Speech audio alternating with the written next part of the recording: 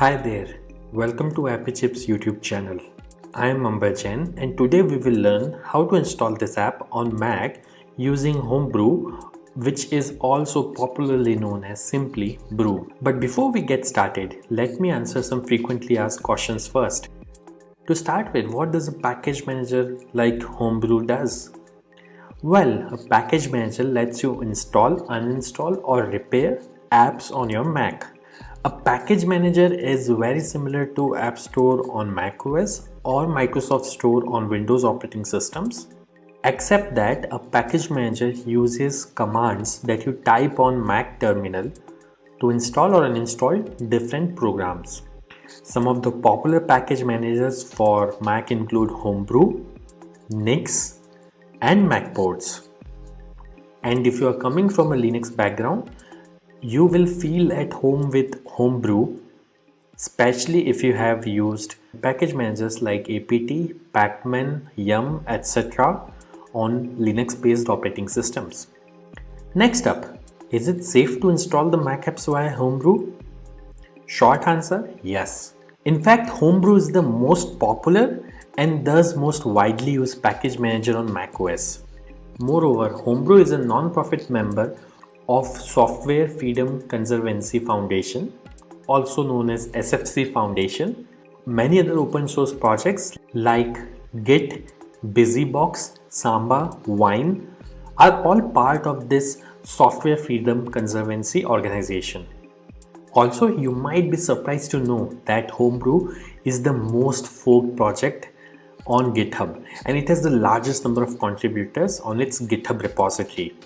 Many devs at organizations like Google, Apple, Dropbox, Stripe, etc. use Homebrew to set up different development environments on their MacBooks and iMacs.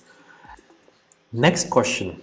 Can you use Homebrew to install programs on Apple Silicon or more popularly known as M1 MacBooks? Again, yes. Starting version 3.0 of Brew, Apple Silicon is now supported on Homebrew. In fact, Homebrew also supports programs that are at the moment only supported via Rosetta 2 on Apple Silicon. Now that I have answered your questions on safety and compatibility of Homebrew, let's get to the installation process.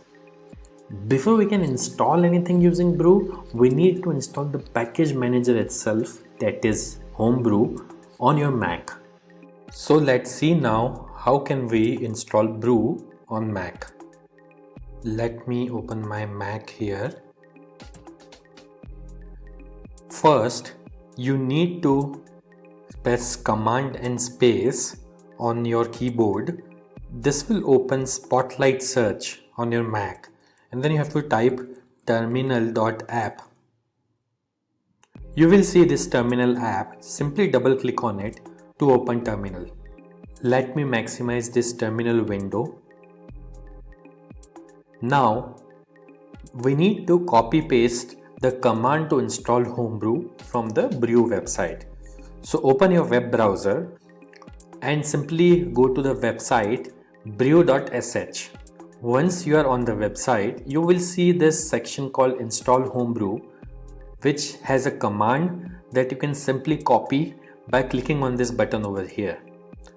Once it is copied, you have to go back to terminal, right click, paste. Now that the command is copy paste over onto this terminal, press enter. This will start Brew installation. Now it is prompting me to enter my user's password on Mac. I am going to type the password now, but it won't be visible on your terminal. Once you have entered the password, simply press enter, and if the password is correct, the script will continue. Now it is saying press return to continue the installation. I'll press enter here, and this will start the installation of Homebrew on my Mac. Let's wait for this to finish. As this message here says, installation successful. So that's it. Brew is successfully installed on your Mac now. Now before we proceed, I would like to highlight that Brew collects anonymous usage data via Google Analytics. As you can see on this page, if you want to opt out, you can simply run this command brew analytics off and press enter, which simply disables the anonymous usage data collection on your Mac. Now let's update the package database locally by pulling the metadata of the latest packages on a local map from the central Brew repository. This should typically take less than a minute to complete depending on your internet connection speed. To do so, simply type the command brew update and press enter. As you can see, my local Brew database is already up to date because I just installed Brew on my system. Now to install the app, let's run the brew install command. Mind you, if during installation, if you're prompted to enter a password, enter your Mac user's password to continue.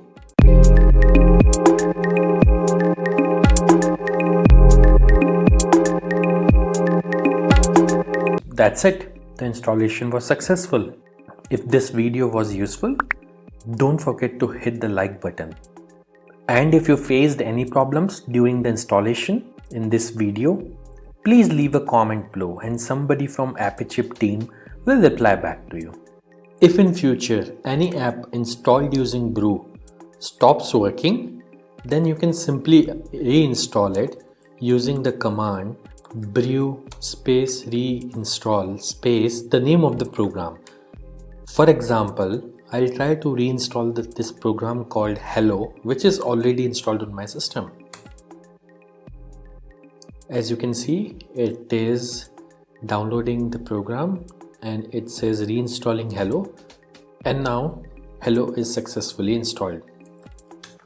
And if you want to uninstall any app installed using Brew, simply run brew space uninstall space the name of the program. In this case, I will try to uninstall the program Hello, which is already installed on my system.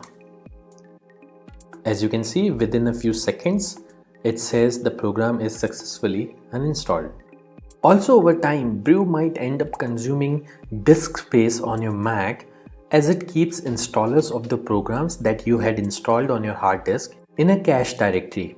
So you can use the brew space cleanup command once every 6 to 12 months to free up some space on your Mac. This command removes app installers and older versions of the packages only. It would not uninstall any of the apps that you have installed. As you can see, Brew Cleanup was successfully run on my system. So do subscribe to our channel as we have tutorials for installation of over 9,000 programs on Mac, which will come handy. If you need to install other apps on Mac in future, chances are that we have got it covered already.